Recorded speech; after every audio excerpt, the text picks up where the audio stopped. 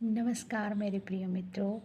नर्मदे हर आप सभी को माँ नर्मदा की आज जयंती के रूप में हम नर्मदा जी को पूजते हैं और नर्मदा जयंती की मैं आप सभी को आज बहुत बहुत शुभकामनाएं देती हूँ।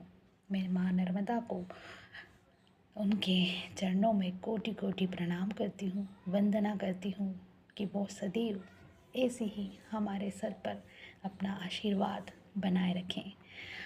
हम माँ नर्मदा जयंती बड़ी धूमधाम से मनाते हैं। उम्मीद करती हूँ आप नर्मदा जयंती बड़ी धूमधाम से मना रहे होंगे। आज मेरा ये वीडियो मैंने नर्मदा जयंती पर एक विशेष संदेश देने के लिए बनाया है जो नर्मदा जी पर है। नर्मदा को हम अपनी माँ मानते हैं और माँ का अपमान उसके बच्चों का अपमान होता है।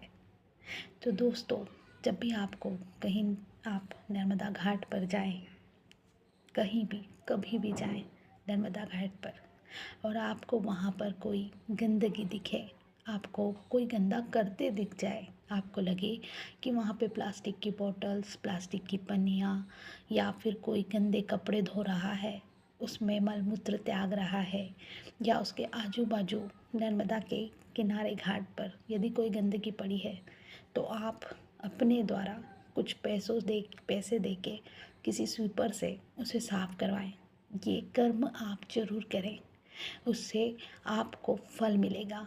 नर्मदा माँ प्रसन्न होगी, सदैव प्रसन्न रहेगी।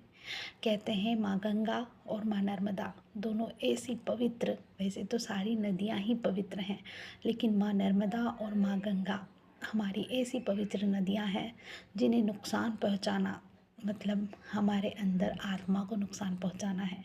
तो मेरे प्रिय दोस्तों, चाहे गंगा हो, नर्मदा हो या फिर कोई भी नदी हो, आप इस बात का अवश्य ध्यान रखें कि नर्मदा के अंदर कभी भी, कोई सी भी नदी के अंदर कभी भी गलत चीज़ें, पूजा पाठ का सामान, गंदे कपड़े, मलमूत्र या फिर उसके घाट पर बेकार बैठकर कचरा ना फैलाएं।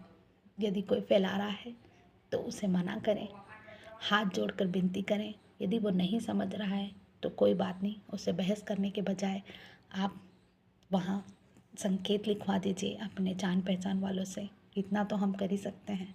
और नहीं तो स्वीपर को बुलाकर वहाँ पर सफाई करवा दीजिए, उस घाट को पवित्र कर दीजिए। और ये सिर्फ नर्मदा जयंती पर नहीं दोस्तों, जब भी हम अपने इन नेत्रों से देखें कि गंदगी है, करवा दीजिए। नर्मदे हर।